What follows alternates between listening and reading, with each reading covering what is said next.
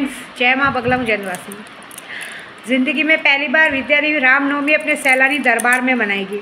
कितनी बड़ी बात है ना। यहाँ पे लोग हिंदू मुस्लिम को काटने मारने पे लगे हुए हैं और यहाँ पे हम हिंदू मुस्लिम मिल के रामनवमी जैसा, ईद जैसा, जयंती जैसा पर्व मनाएंगे।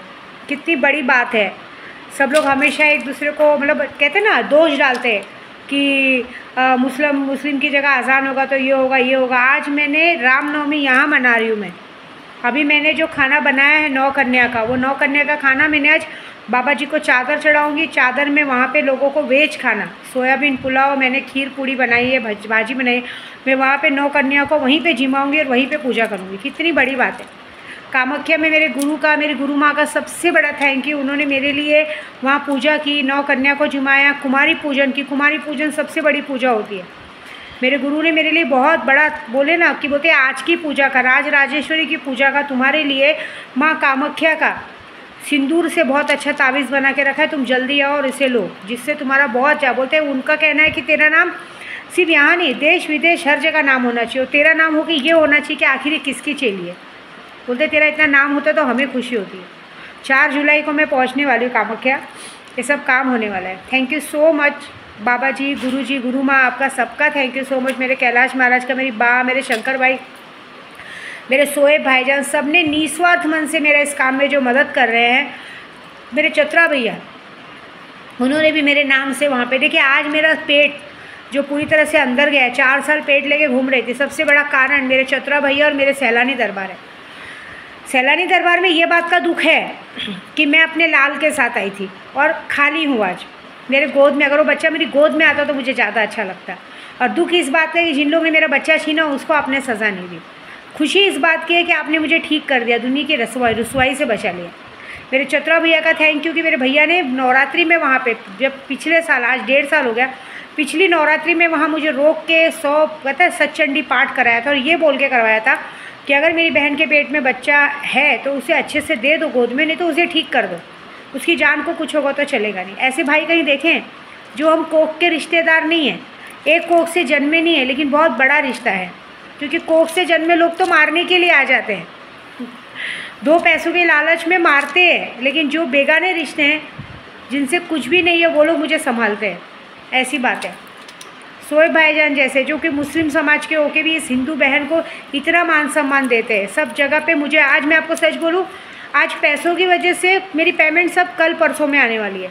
पैसों की वजह से मैंने आज सोचा था कि जाने दो, मैंने जो खीर पूड़ी खिलाई वही मैं खिला दूँगी, लेकिन उन्होंने कहा नहीं, हम हैं ना, आपको इच्छा है ना आज खाना खिलाने की, हम बनाएंगे खाना और आप खिलाओगे। ये एकता है हमारी और इस एकता को तोड़ने के लिए पॉलिटिक्स लड़ रही है। क्योंकि बीएमसी चुनाव आ रहा है। बीएमसी चुनाव पे अगर आप राजनीति करेंगे, भाषा का वाद विवाद करेंगे, जातिवादी का वाद विवाद करेंगे, तो काइम फॉर इंफॉर्मेशन बता देती हूँ मैं, इस बार महाराष्ट्र का मतलब क्या होता है? महाराष्ट्र में सभी लोग रहते हैं। ये कर्म भूमि है लोगों की। अगर यहाँ पे 7 रंग नहीं रहेंगे तो मज़ा नहीं आएगा।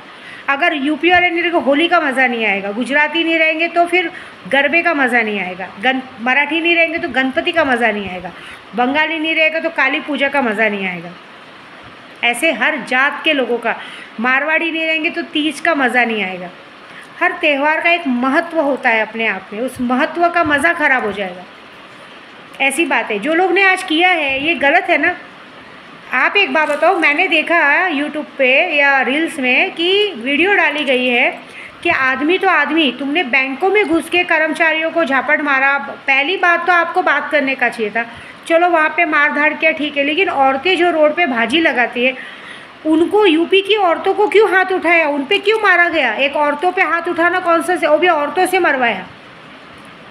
तुझे मराठी बोलणे नाही आती, तुला मराठी बोलायला नाही येत, मराठी बोलायला नाही येत, तिला चोपलं बरोबर, कशाला?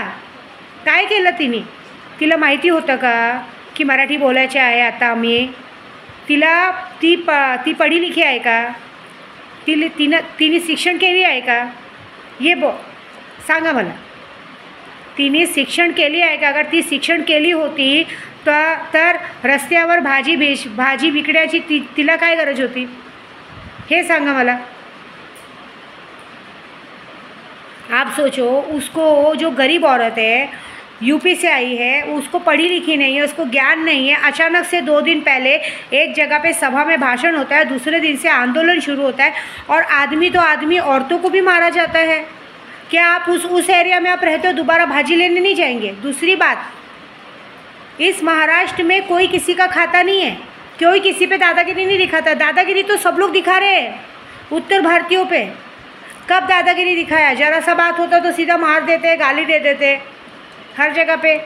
अरे अगर आपको लगता है दादागिरी दिखाया, आपको लगता है किसी ने उल्टा बोला, पुलिस स्टेशन खुला है, कोर्ट कचहरी खुला है, केस करो। ये अच्छी बात है? ये बताओ मुझे आप। औरतों को भी मारा गया, क्यों?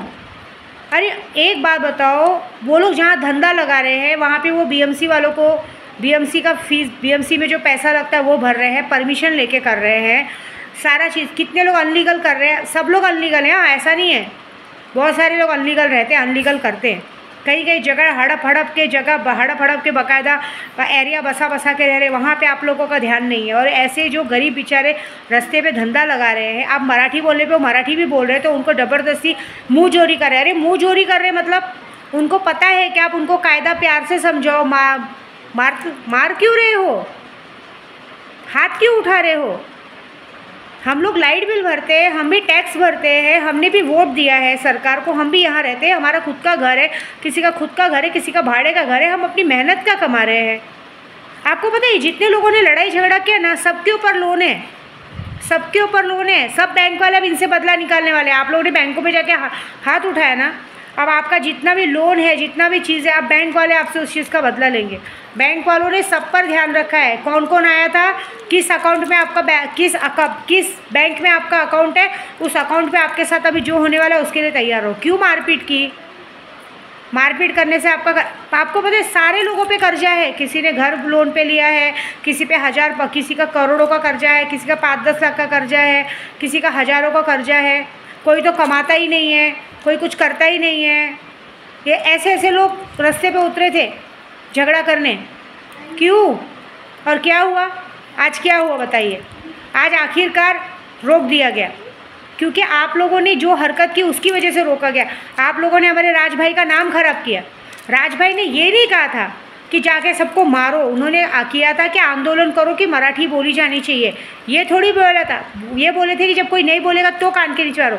आप लोग तो जिसको चाहे उसको मारने लगे, अपना दम दिखाने लगे। बाप रे। और आदमी तो आदमी, औरतों पे भी औरतों को भेज के मारा करवाया गया है। आपको पता है इसकी वजह से कितने लोगों ने अपनी पर्सनली दुश्मनी निकाली। मैं सारे बोल रही हूँ जिनको भी रास्ते में, और ये तो छोड़ो, सिर्फ उत्तर भारतीयों को नहीं, गुजरातियों को मारा गया है, खुद अपने मराठी भाषी को मारा गया है, ज़बरदस्ती का बदला निकाला गया है। ऐसी बात है। आप बताओ क्या है ये? हम इस राष्ट्र में रहते हैं। मैं यूपी से हूँ, मैं ब्राह्मण हूँ, मेरा पति कौन है? जय भीम का है, महाराष्ट्रन है, मराठी है, ठीक है। यहाँ पे बहुत सारे आपके आदमी लोग हैं मराठी, जिनकी बीवियाँ यूपी की है, ठीक है। और आप सोचो, जिनकी बीवियाँ यूपी है, और कितने सारे ऐसी मराठी औरतें हैं जिनके आदमी बिहारी हैं। पता है आपको? आप जाके देखो कितनी औरतें यहाँ पे ऐसी है जिन्होंने हमारे यूपी वालों आदमियों से शादी की है। बिहारी हो गए, यूपी के हो गए, सब लोग हमारे यूपी में सब अपनी औरतों को छोड़ के आते हैं, और यहाँ पे अक्सर पता चलता है। आज ऐसा हुआ है कि आपके आदमी, हमारी आज की तारीख में हमारे पति भी मराठी हैं। नहीं तो 99% थोड़ा दिन पहले ऐसा था 2008-2009 तक कि 99% देखा जाता था। तो यूपी के आदमी, जब भी उनकी औरतें पूछती थी कि मेरा आदमी 2-2 साल तक क्यों नहीं आता है घर पे, तो पता चलता है कि वहाँ पे वो किसी औरत से शादी करके बैठा है। उनकी औरत कौन है? महाराष्ट्रन है। फिर लड़ाई झगड़ा क्यों? हमारे देश में बहुत सारी पार्टीज चलती हैं।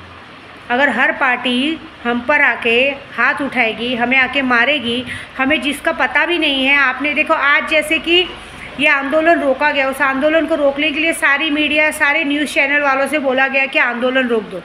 उसी तरह से आप जिस दिन ये सभा हुई थी मेरे राज भाई की, देखिए राज भाई इसलिए बोलती हूँ कि मेरा भाई है। उद्धव बाला साहब ठाकरे, राज ठाकरे मेरे भाई है। उनकी लड़ाई मैं लड़ रही हूँ आज 3 साल से। मैं भी यूपी की हूँ ना, ब्राह्मण हूँ ना, मैं भी उनके लिए लड़ाई लड़ रही हूँ ना।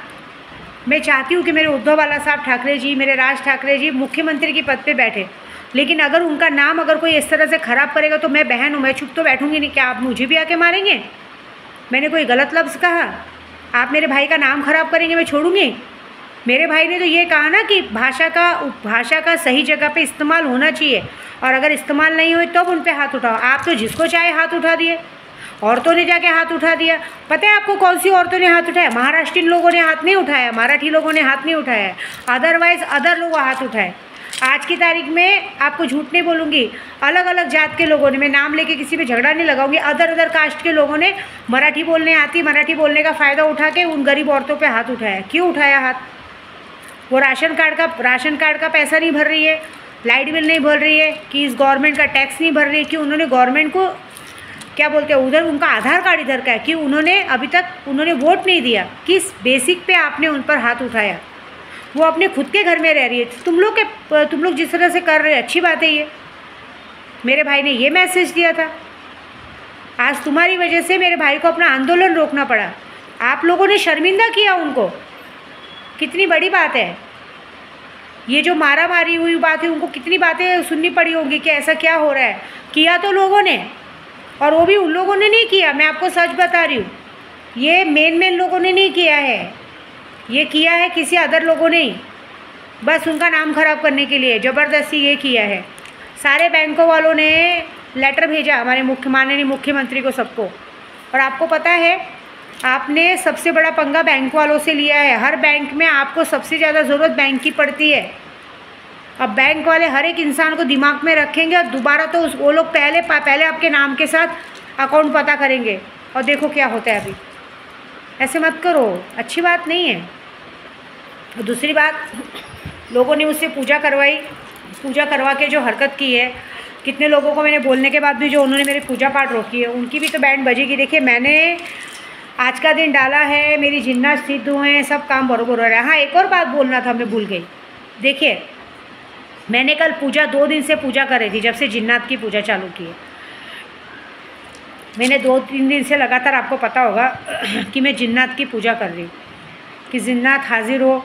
7 दिन की पूजा जो है, 7 दिन की पूजा में मात्र 2 दिन की पूजा निकली। 2 दिन की पूजा में मैंने यही कहा था कि जो माहौल बिगड़ रहा है, ये जो सबको हमार धाड़ हो रही है, मारी मारा हो रहा है, ये रुके, और जो लोग करें उनको सज़ा मिले।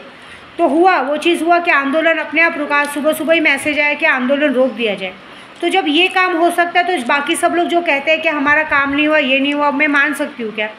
एक जन 4,000 5,000 दे के बोलते हैं हमारी माया मैडम को बराबर ये करो। अरे, उनका हाल ऑलरेडी बिगड़ा हुआ है। अगर मैंने 7 तारीख बोला है, तो 7 तारीख को काम हो गया है, तो थोड़ा तो रुको तो सही, 4-5 दिन वेट तो करो, देखो तो सही क्या हो रहा है। आप लोगों को सिर्फ ये है कि बस बस किया तो करो। कितने लोग मेरी वीडियो देख के मुझे बोलेंगे, माँ सट्टे का नंबर दो ना। मैं क्या सट्टे का नंबर देने बैठी हूँ? मैं अपनी शक्तियों से खुद के लिए पैसा नहीं मांगती, तुम्हारे लिए क्या खाक मांगूंगी। इस बार विद्या देवी सैलानी में है। पिछले साल यहाँ शादी की थी। क्या डायलॉग मारा गया था पता है मुझे? सैलानी दरबार और बुद्ध भगवान, मतलब जय भीम की शादी, ऐसे कैसे पॉसिबल है? तो शादी पूरी की ना मैंने।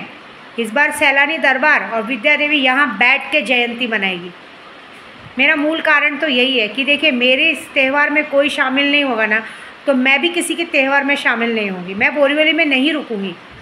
मैं हर किसी का त्यौहार दिल से मनाती हूँ। हमेशा जयंती में लोगों को लाखों का खाना बांटती हूँ, सब करती हूँ। लेकिन मेरे टाइम पे लोग मेरा बिगाड़ने को देखते, तो सॉरी टू से, मुझे किसी का बिगाड़ने में कोई शौक़ नहीं है। मैं यहाँ रह के अपने भाइयों के साथ, अपने लोगों के साथ, पूरे जय भीम समाज के साथ मैं यहाँ पे जयंती मनाऊँगी। मैं नहीं रहूँगी बोरीवली में, ना मैं खाना बांटूँगी। हाँ, मुझे जहाँ पे चंदा उंदा पहुँचाना है, मैं पहुँचा रही हूँ, मैं पहुँचा दूँगी। लेकिन देख लेना, मैं नहीं हूँ, और जयंती के दिन क्या होगा ये भी मज़ा देखना। विद्या देवी वहाँ नहीं है। जैसे ही सबको पता चलेगा ना विद्या देवी बोरीवली में नहीं है जयंती के दिन, उस दिन जो होने वाला है वो बड़ा मज़ेदार होगा, देखना। देखिए, आप लोगों से ज़्यादा तो मुझे पॉलिटिक्स वाले मान देते हैं। वो मुझे जानते हैं, मेरी बातों को मानते हैं, जो भी पॉइंट में रखती हो पॉइंट को सही समझते हो। क्या कहते हैं कि तुम किसी को गाली नहीं देती हो, लेकिन वो मेरा नाम और मेरी वीडियो को वायरल नहीं होने देते। क्यों? क्योंकि वो चाहते नहीं है। क्योंकि वो बोलते जो लोग आज तक वायरल हुए वो बहुत थोड़े दिनों में वापस दब गए, पहले उठे और दब गए। हमें तुम्हें दबाना नहीं, हमें तुम्हें ऐसे ही करते रहना है। तो बस देखो, मैं यहाँ 40 दिन की पूजा पूरा करूँगी। मैं पूरी कर रही हूँ और भगवान मेरा साथ देंगे, मेरे सैलानी बाबा मेरा साथ देंगे। आज की रामनवमी बड़ी मज़ेदार है कि मैं सैलानी दरबार में और मैं यहाँ बैठ के रामनवमी मनाऊँगी। एक बहुत अच्छा मैसेज जाएगा लोगों तक कि जो ये सोचते हैं कि हम हिंदू मुस्लिम लड़ना चाहते हैं, हम नहीं लड़ना चाहते, तुम लड़वाना चाहते हो, और तुम्हारे लड़वाने से भी तुम्हारे करने से भी हमें कोई फ़र्क नहीं पड़ता। हम एक है और हमेशा एक रहेंगे, ठीक है। जय महाराष्ट्र, जय माता दी, जय माँ बगलामुखी, जय माता रा।